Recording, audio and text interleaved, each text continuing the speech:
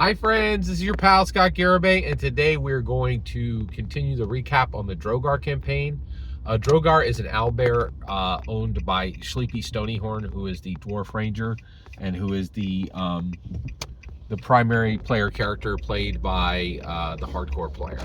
All right, so at this point, Chella, the human ranger, has been killed by a will-o-wisp.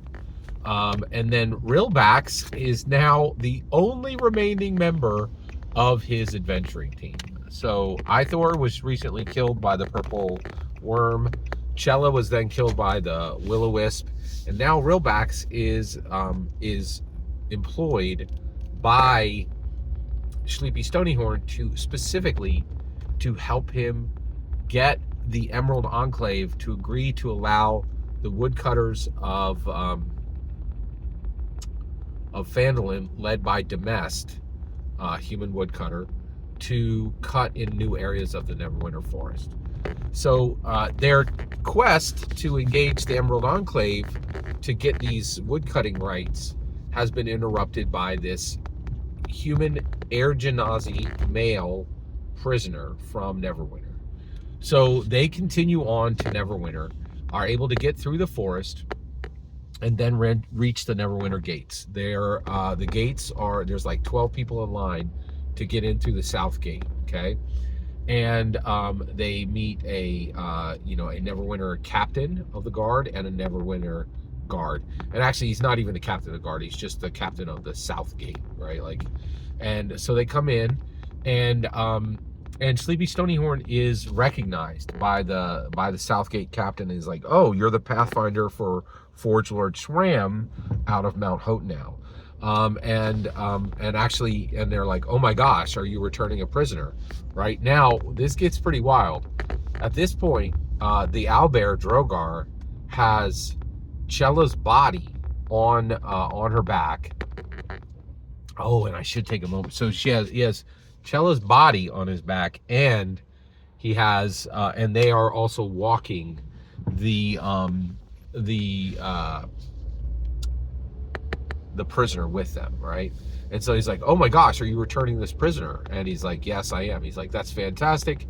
And then he gives him this necklace, right? And it's simply a ribbon, but it's the Lord's favor. And so while he's there, merchants are very nice to him, and everything that he spends in the city, like to stay overnight at an inn, regular meals, not extravagant, right? But he can charge his general provisions while he's in the city to the Lord's tab, which is nice, right? Because the Lord's like, oh my gosh, you're returning this prisoner. This is fantastic. So they immediately allow him and Rilbax in.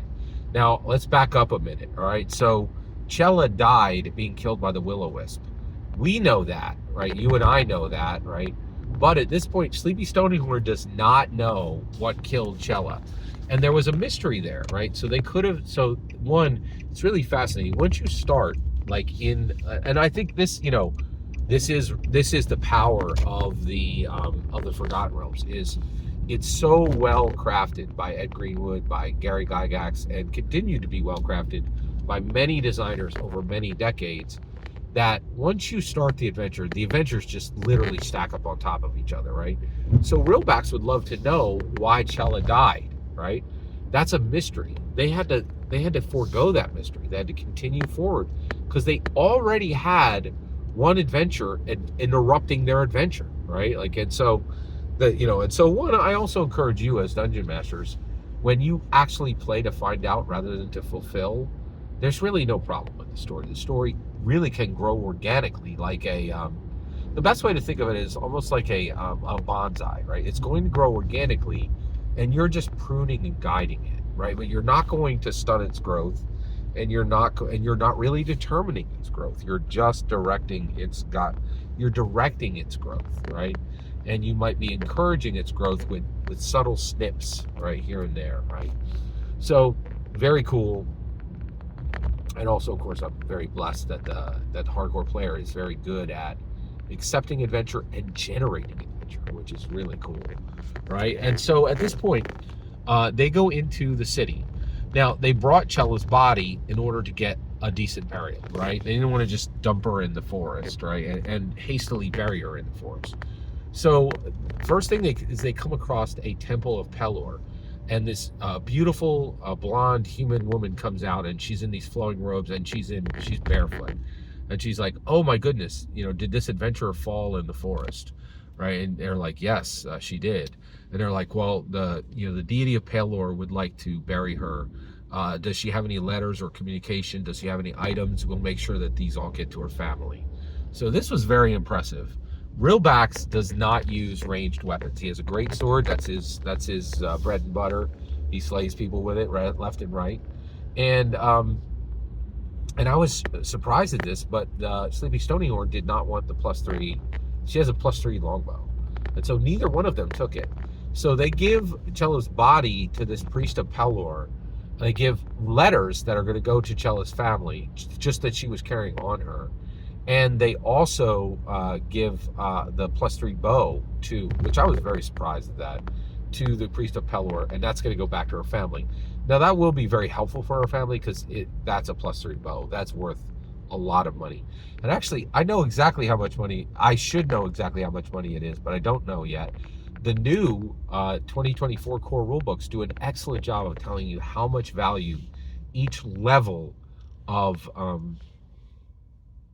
magic item is worth in gold. It's not obfuscated, it's not complicated. There's a little hard value on it, which I think is really, it's just good. It's very good.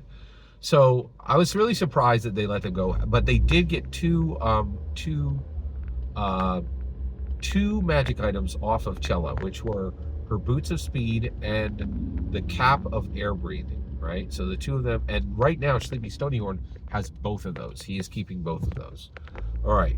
So at that point, we have those things that are happening, and then Chella's body is given over to the priest of Pelor, who will send away all those materials.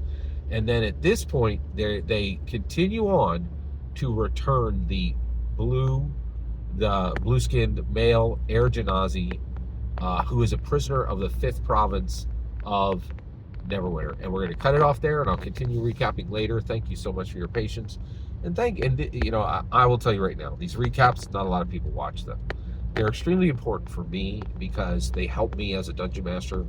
They help me when I repeat the story to have it in my head and I'm ready for the next session. The other thing is if like there's 3, I don't know how long there's going to be between my next session. Is it going to be 3 weeks? Is it going to be 3 days, 3 weeks, or 3 months? Right? Doesn't matter because you were kind enough to allow me to put this on a global platform, and then it's right there, and I can go right back and there's a record of the story. I'm very blessed that I can share that record with you on a global platform.